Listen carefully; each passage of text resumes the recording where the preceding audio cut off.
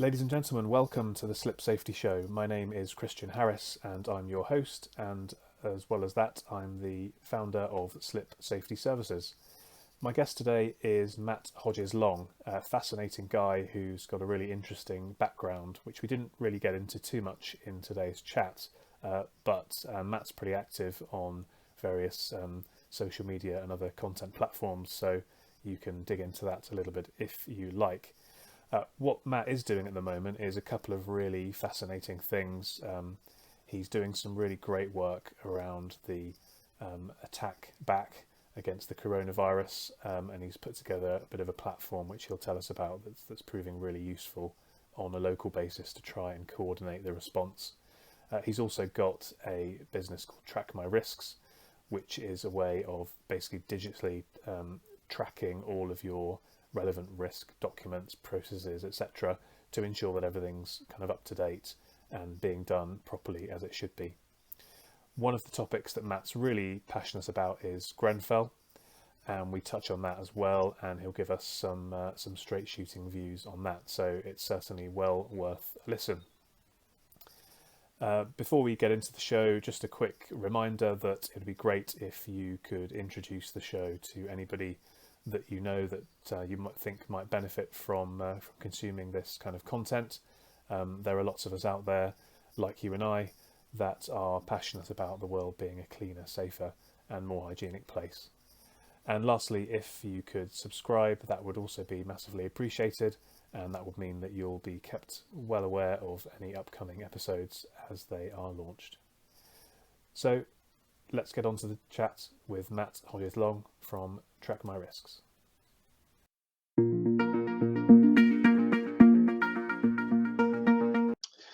Matt Hodges-Long, welcome to the Slip Safety Show. Hey, good to be with you, Christian. It's an after dark episode, as you can see, with the slight darkness in the background for me. So some of these have been recorded during the day, and this one and others in the evening. So why don't you tell us a bit about yourself on a personal level, Matt? So, Matt Hodges-Long. So work-wise, I'm the CEO and founder of a company called Continuity Partner.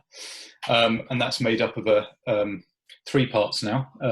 Two originally. One is the Continuity Partner managed service business. So we advise mid-market companies on business continuity and risk, and run those programs for them as an outsourced provider, including crisis management support if one of those risks that we've talked about actually comes to fruition. Topical. So that's say again. Topical. Yes, well, that's where the third bit's come from. Yeah. The other part that we have is a technology platform called Track My Risks, which is a super flexible governance, risk and compliance software as a service solution. And we do everything from competency measurement and management of roofing contractors right the way through to working with FCA regulated firms on client money management. Effectively, we run compliant processes on our software and manage documentation, but typically it's around risk and risk management. Yep. And then the third bit, which is 3 weeks old now, is what we've been doing in response to COVID-19, where we sort of have our day job of crisis management as a methodology for helping businesses or our clients through crises. COVID-19 came along and we've just had to sort of expand that almost globally and by a factor of 2,000 in terms of scale, to help people with community response in relation to COVID-19. So we've built a platform called Is Prepared, so isprepared.uk. It's in its second iteration now, third one is just about to roll out. Okay. And that's been adopted by 5 local councils so far, as part of our pro bono community input piece. And I've just been on calls today from people all over the world saying we need this in Florida, we need this here, we need this there, as a way of organising our communities, both volunteers but also the community members that need help, requesting help. So that's really sort of dominated the last few weeks, and I see it dominating the next few months at least, as we help people through the COVID-19 crisis and everything that goes with it. Yeah. And is that using the same kind of technology and platform as Track My Risks, or is that a totally different sort of unique thing? We haven't. Because Track My Risks is so advanced in terms of its permission management. Everything is locked down because we're all about evidential tracking of underlying documentation and files. We haven't really been able to open it up in the way we need to open up to manage community volunteers of 2,000 or 3,000 per area. So we've literally started from scratch with our development team.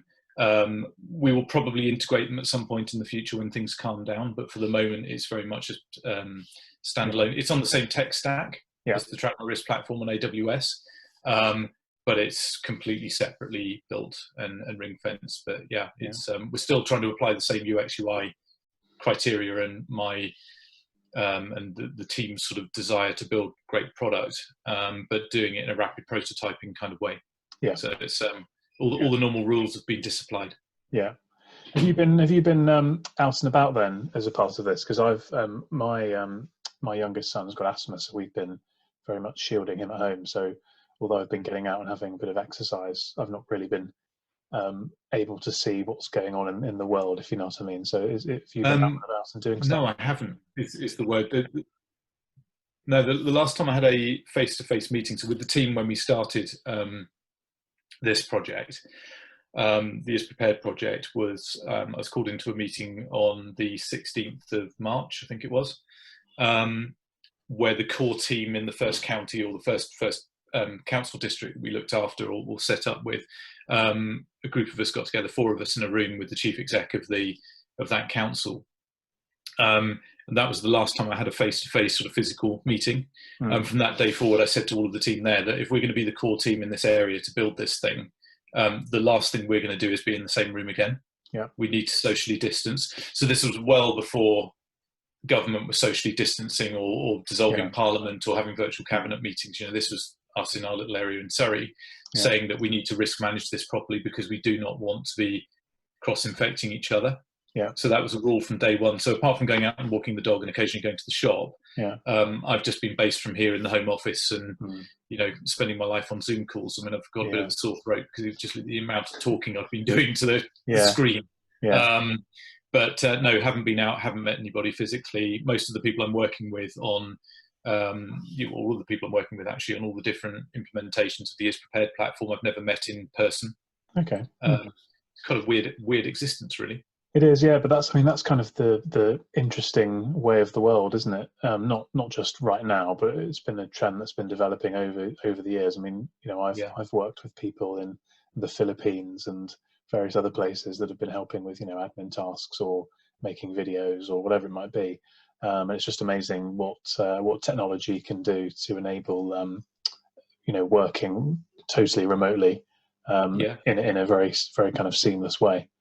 Well, as a firm, we've always worked from day one with a distributed team. So we've never had an office. We've always worked from home offices and development team in Poland, Romania, Luton, various areas around the place, and then management team distributed as well. So it's actually been remarkably normal for us.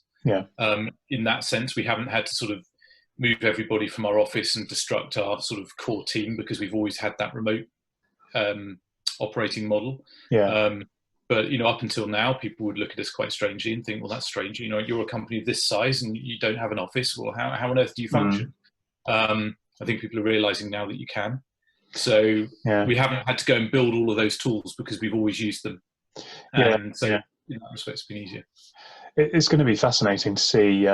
Obviously, there'll be all sorts of changes coming out of this crisis, but I think the whole preponderance of using Zoom, and I'd love to have shares in Zoom right now, it is going to mean that, you know, face-to-face meetings are probably not a thing of the past, but I'm sure they will be reducing significantly because, you know, you can have that interaction, that personal connection without having to get on the train to Birmingham or Manchester and spend a full day to go and have a 90-minute meeting. You know, you can just do it over the internet. I mean, it's. I think it will be a lot more socially acceptable now than maybe it was before. You know, even the problems we had where we wanted to work with clients on you know, Zoom or GoToMeeting or Join Me or whatever platform it was, is navigating the corporate firewalls and them saying, well, I can hear you, but I can't see you, or vice versa, or we're not allowed to download that piece of software. And, you know, magically those restrictions have disappeared from most companies now. Will they be put back again afterwards? Probably not. So there will be a sort of profoundly different way of working, I think, as we emerge out of this. Yeah, yeah. No, it's very, very, very interesting. So you think that's going to take up most of your time for the coming months? Then your new initiative. Well, I think talking to a number of people in the know that we think the planning assumption at the moment for most of the response organisations was 24 weeks from the start. So if we look at being, say, 2 or 3 weeks in now, we're probably looking at about another sort of 20 or so weeks to go of quite a high level of disruption that would need support. Yeah. We really don't know. We don't have a crystal ball, but it's not a question of it being over in a fortnight. No. This will go on for a long time, and then we've got to start thinking about: do we move back into another cycle of resurgence potentially? Are we going to be ready for that? So I think there's to my mind, I think this is the rest of the year, at least for us, in terms of being really busy on this particular subject.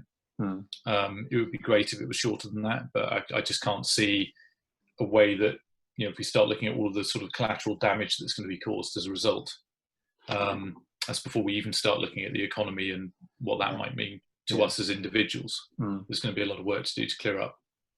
Yeah, absolutely, and I think it's just going to keep coming in waves, isn't it? But well, that's our strategy anyway, isn't it? To sort of keep it below the threshold that the NHS can deal with, and accept it's going to be a longer term thing. But try and. Well, you hope we've turned the corner. Every time you look at the stats, you think, but until we've got that prolonged downslope reduction, and then we can sort of keep it flat, and then hopefully manage it out. I mean, we don't know. It could come back. It could flare again. I think Italy today have had an uptick in the death numbers again after a rate of decline. So we don't know what that really looks like, and I'm not sure at the moment with the Chinese numbers we can really be that reliant upon what we're being told. Yeah. So I think I would rather benchmark against Italy, Germany, and France and Spain, where I think we can trust the numbers.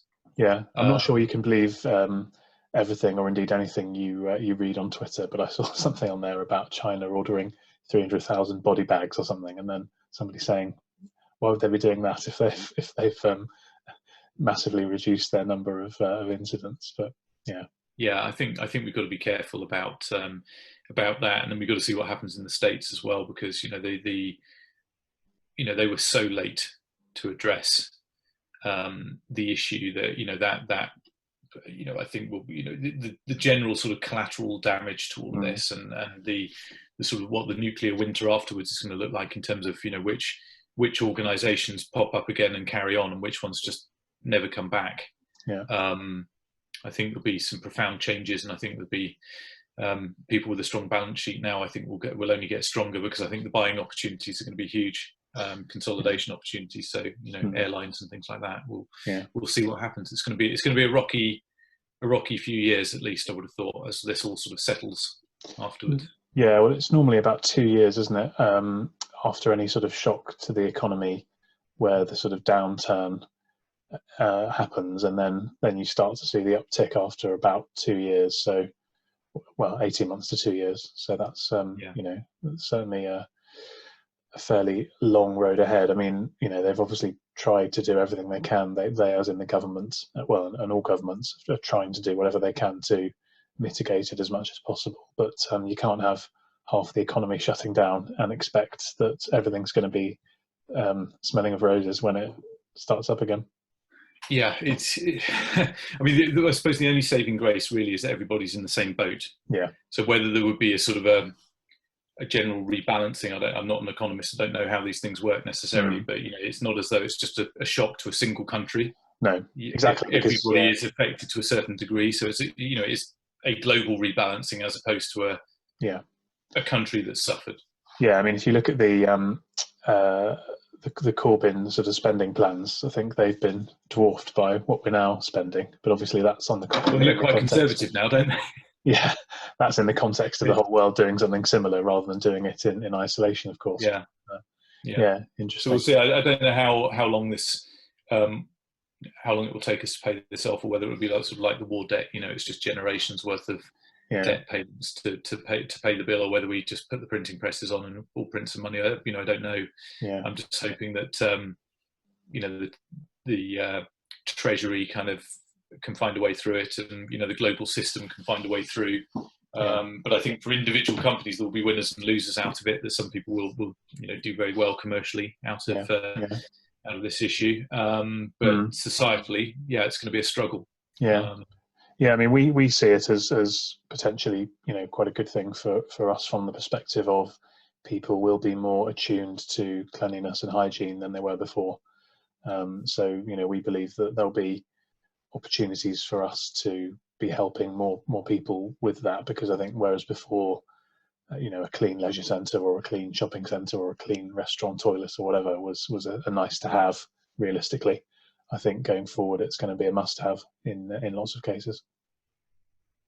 And do you think that will be driven, maybe not potentially by the science that you're more likely to have another corona outbreak because you've got a dirty leisure centre, but more to the fact that people will be more attuned to cleanliness in terms of how they view a restaurant or a leisure centre? Because I just think that people will now be, you're not going to go from being in a hygiene lockdown for several months, which is what seems realistic right now, to walking into a leisure centre and going into the changing rooms with bare feet or having a shower and it just being like filthy dirty, which they all currently are. I just think that people will have a much heightened awareness about cleanliness and standards, and they'll know more about the fact that dirty surfaces are not hygienic and they're not going to put up with it, I think is the short answer.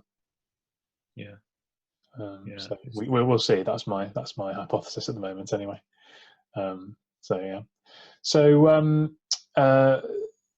Something else that you've spoken a lot about over the last year or so, which I thought I'd get you to talk a bit more about here, is the Grenfell tragedy. You've been quite vociferous about this, so do you want to give us your points on this?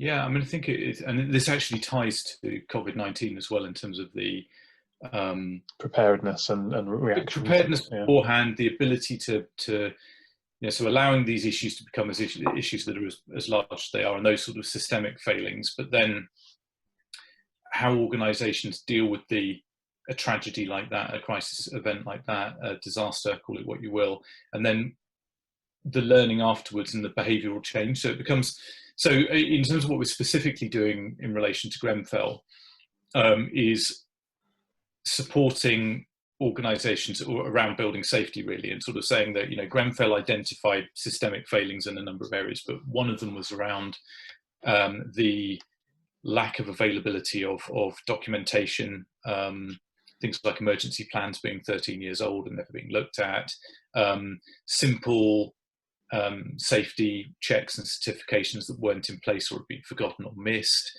a lack of a single version of the truth.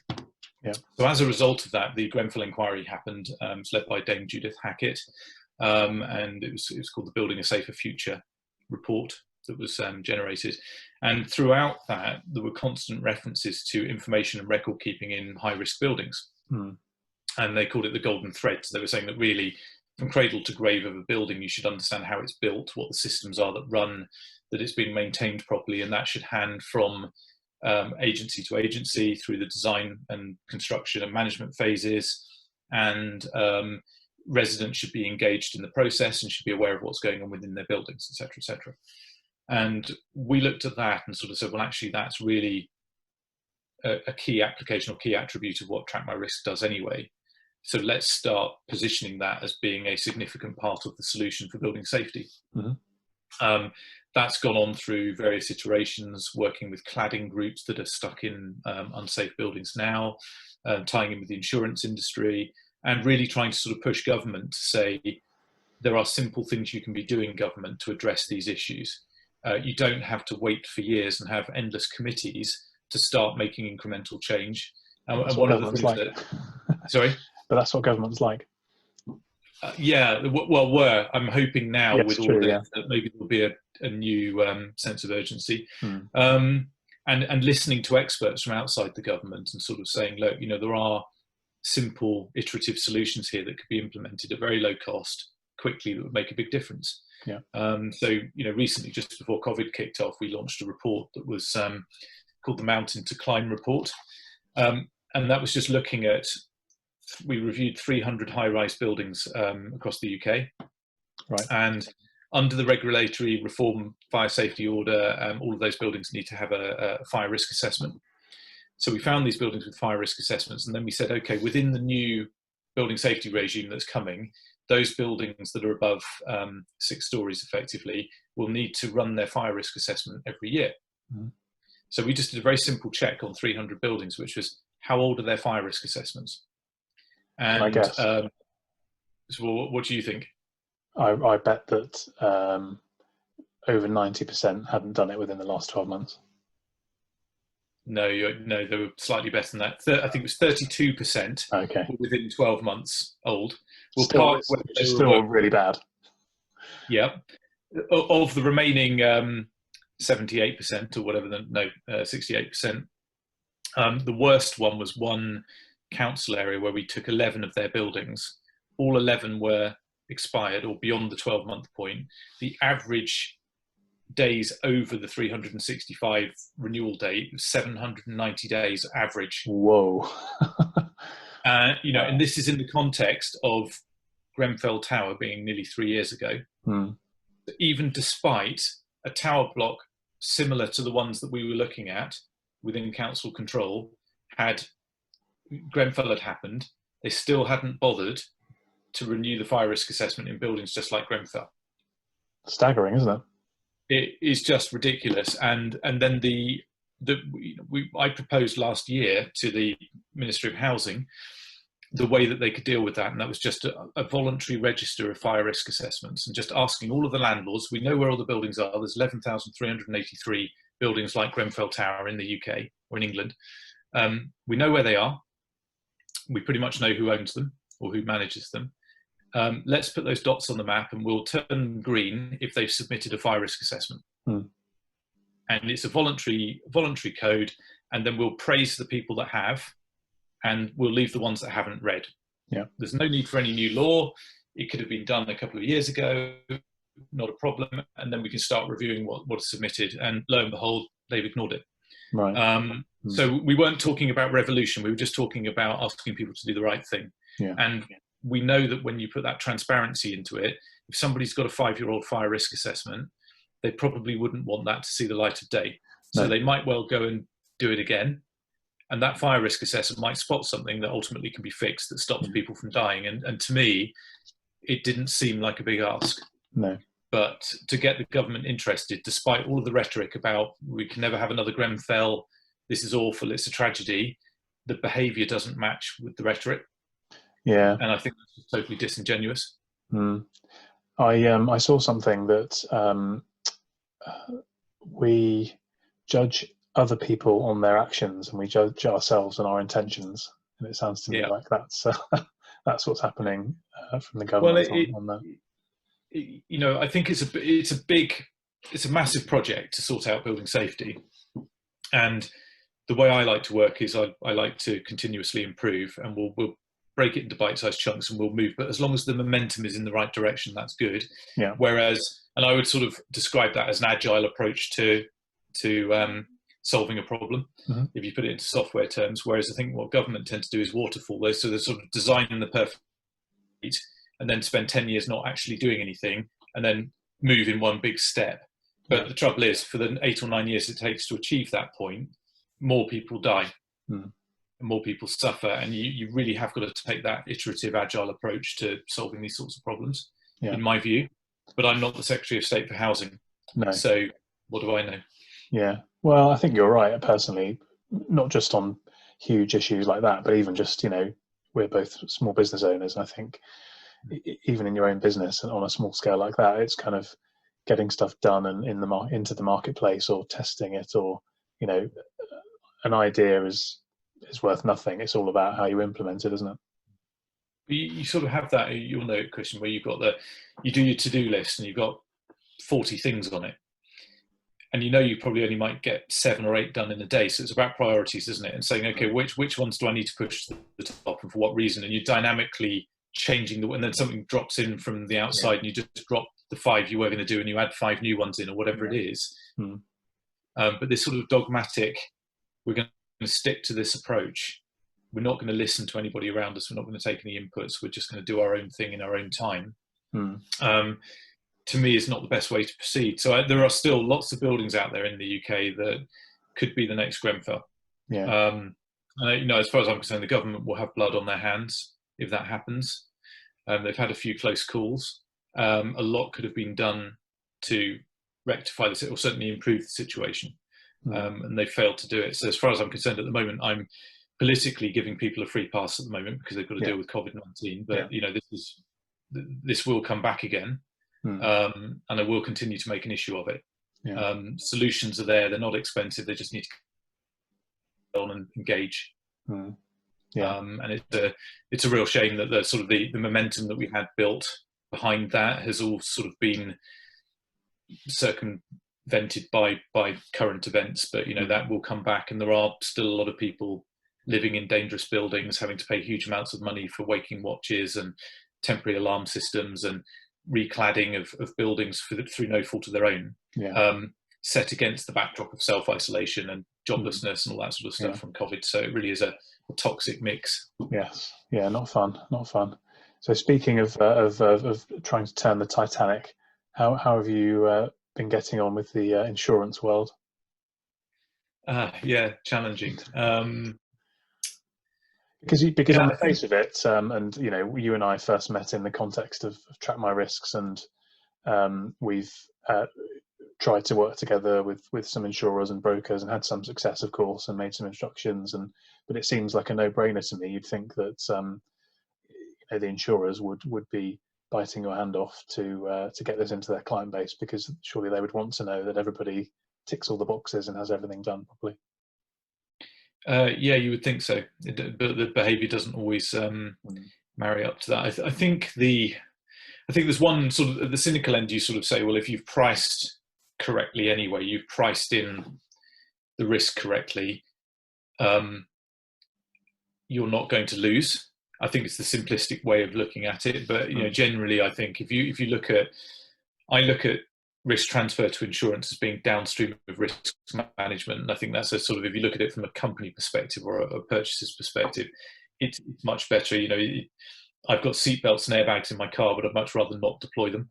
Indeed. So by avoiding things along the way is really good, but sort of the insurance equivalent in businesses, well, they're quite happy to provide the seatbelt and the airbags, but they don't talk to you about opening your eyes when you're driving, that kind of thing. So I think there's the possibility to have a more mature conversation about risk management, but it tends to happen at the larger end of the market. But I think the big opportunities are by getting the mass market to embrace risk management more readily. And I think to do that, you need to be able to give tools, and you need to be able to give advice and solutions to not just create more work for people that are already busy, but actually make their life easier. And encourage them to do the right thing, but understand that their day job is they run a marketing consultancy or a IT consultancy or a manufacturing plant. They're not risk managers. So me, that's where the insurance brokerage market and the insurers should be coming in and saying, look, we know where the things go wrong. We can show you how to mitigate those risks. They're fairly standard in a firm of accountants. We see the same incidents happening over and over again across thousands of customers. And there's some simple things you could do to plug those weaknesses. It's not, to me, it's not rocket science. You can codify most of it. And you can use software to deliver at a unit cost that's affordable. And it will carry on, but it is a source of frustration, as you know, that the pace or lack of pace of adoption is somewhat frustrating.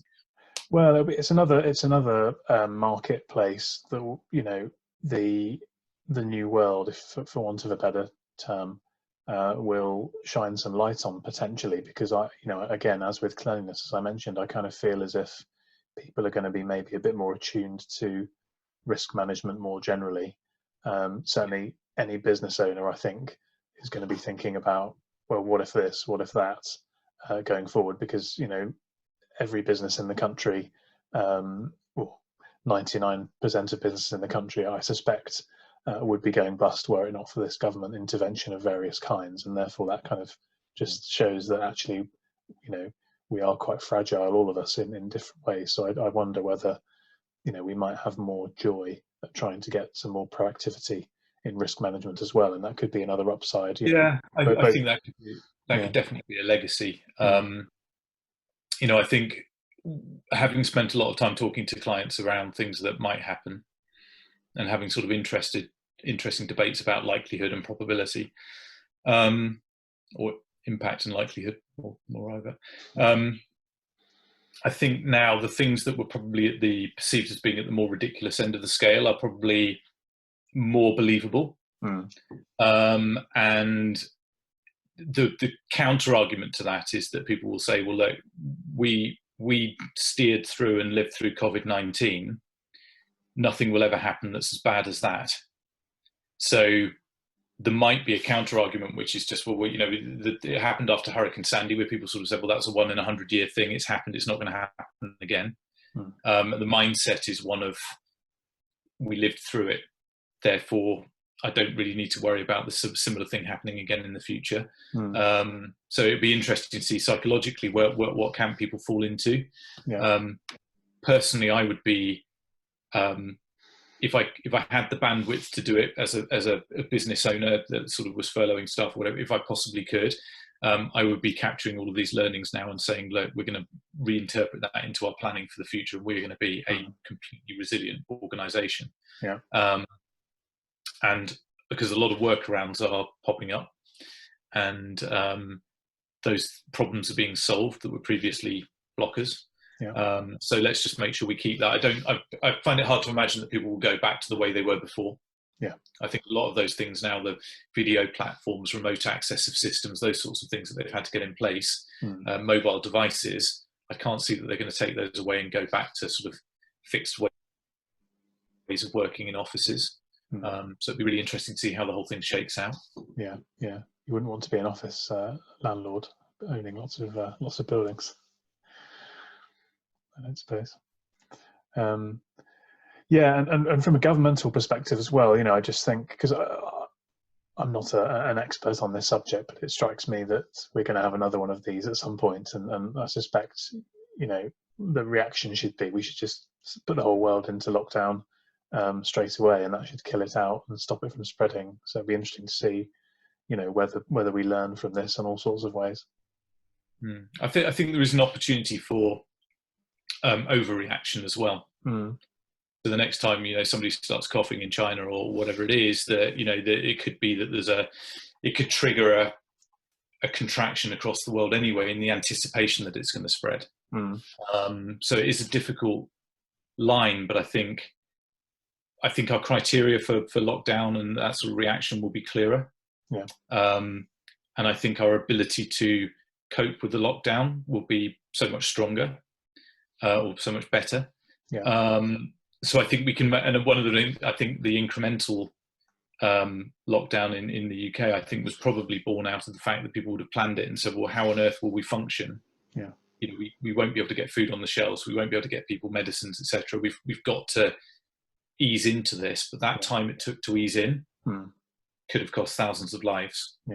So hindsight's a wonderful thing. It's all we can do. We've got to play the hand we're dealt with at the moment. There's no point in having recriminations at the moment. We just got to make sure that we make this lockdown effective now, and we turn the tide as quickly as we possibly can. Absolutely. So we've spoken about quite a lot of big picture stuff, but in terms of getting down into into more of the detail, just from the perspective of the people that are likely to be the audience for this, do you want to just give us a flavour for, I guess, mostly for Track My Risks, but just who the beneficiaries are in terms of, corporate clients, and what the kind of key benefits are, just in terms of trying to wrap it up and give you the opportunity to actually talk a little bit more about what you do.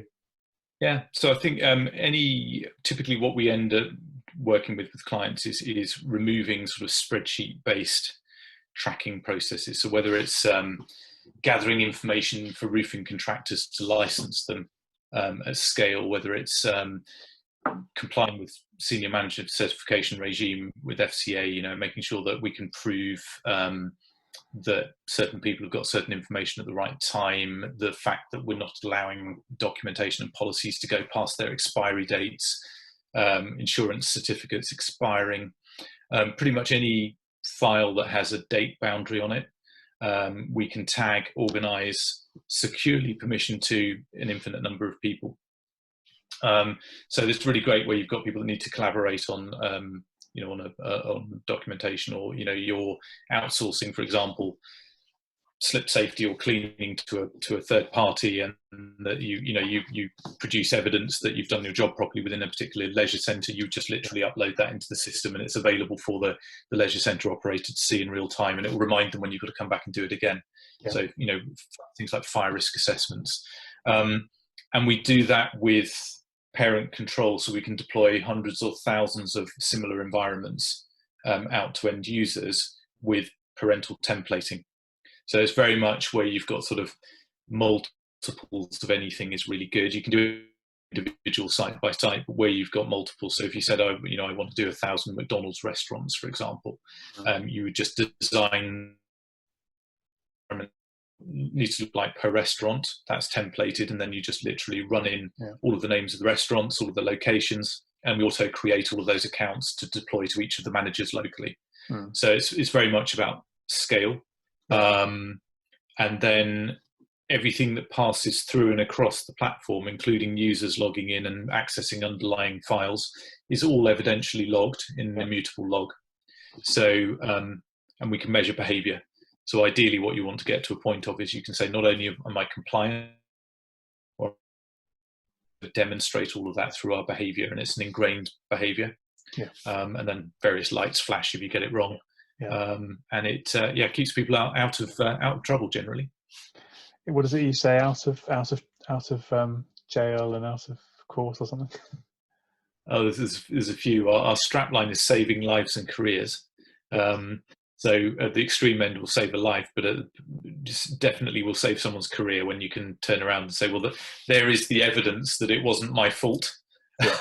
It's his or hers. And that's where the career bit comes in, and not losing contracts, etc. So but it's the serious stuff. I think if you were just batting back and forth the marketing plan prior to, you wouldn't use us, but when it's the piece of evidence that's going to stop you going to jail, you want to make sure that that's being looked after and isn't being lost in a in a SharePoint environment somewhere where nobody can find it or accidentally gets deleted.